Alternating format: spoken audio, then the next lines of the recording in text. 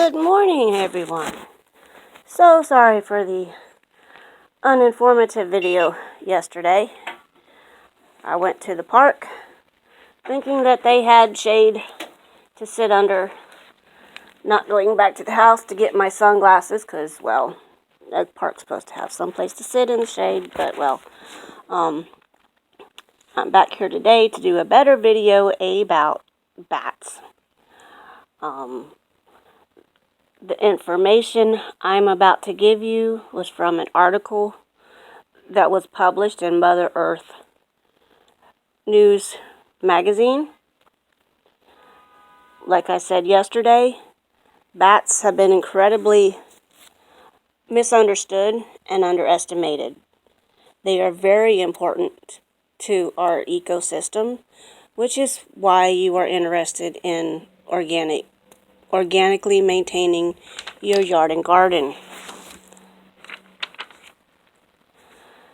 Bats in the United States, most of them eat insects, and they thrive on the insect populations. Just one bat, one little itty bitty bat, can eat up to 1,200 mosquito-sized insects every hour. That means each bat can eat 6,000 to 8,000 insects each night. That's just one bat, not a whole colony. Bats help pollinate plants and spread the seeds.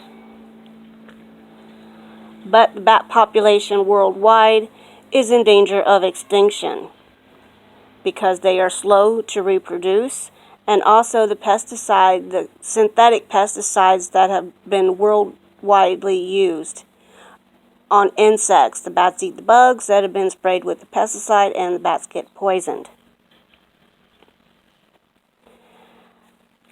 Bats like to live in large colonies, which is kind of sad because only the larger colonies can live in like abandoned buildings, caves and such. You know, somebody wants to exterminate a species, know where they find their habitat in a large organized colony, and wham. Now, you can attract bats in your yard by building a bat house, but you do not have to. If you have property and you have some dead trees on it you can leave up that aren't endanger people or buildings on your property, leave them up. Make a nice little habitation for them. Keep your yard naturally free of pesticides. Plant trees and vines, so, if you find an individual bat that couldn't make it back to its colony before the sun comes up, they have a place to roost and keep out of the sun. Plant herbs and flowers in your yard and gardens to attract night-flying insects. Provide a water source. Teach others about bats. Bats do not carry rabies. They can get the rabies virus just like any other mammal on the planet. They do not get them any more or less than anything else. Now, another plus side of having a bat habitat in your yard is the free bat guano. That's bat poo. Bat guano is gardener's gold. The guano composition is usually 10% nitrogen, 3% phosphorus, and 1% potassium, and large amounts of microbes that are beneficial to your soil. You can buy dehydrated bat guano from various organic gardening suppliers. Follow the directions on the label.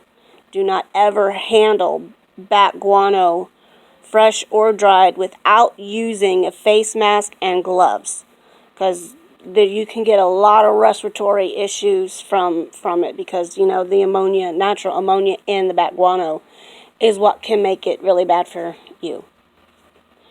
Bat guano as a foliar spray can be used as a natural fungicide. So there we have a little bit of information about bats. Just something to think about if you're looking into natural biological controls to use in your yard. So there you have it.